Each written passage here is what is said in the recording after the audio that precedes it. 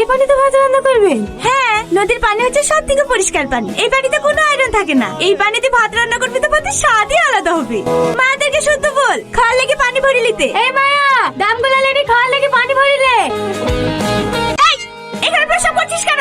খেয়াল করিনি ma'am, sorry. আমি তো না হয় শুধু প্রস্রাব ফিরেছি।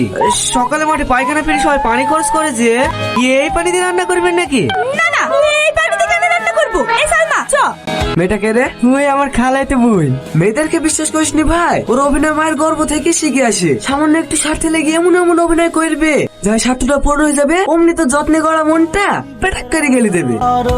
এই আজিজ, সাপ সাপ সাপ, ওই সাপ, ওই দা না, একটা ছেলে দুটো আসছে।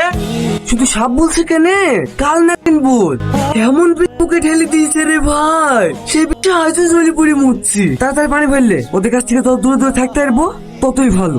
ওদের নিঃশ্বাস আছে। আজিজ, আমি জানি আমার ভুল হয়েছে, কিন্তু বিশ্বাস করো, তোমার সাথে মিথ্যা ভালোবাসার অভিনয় করতে করতে আমি সত্যিই তোমাকে ভালোবেসে ফেলেছি। আমার ভালোবাসা প্রমাণ করার জন্য তুমি আমাকে আর একটা সুযোগ দাও। সুযোগ? তোকে আমি মন থেকে ভালোবাসছিল, আমার মন থেকে ভেঙে চুরি সার্কেল করে দিয়েছি, তাও তো শান্ত হয়নি। আবার তোকে কষ্ট দিতে। একটা কথা কার খুলে শুনলে বেঁচে থাকতে আর কোনো মেয়েকে বিশ্বাস করছি না।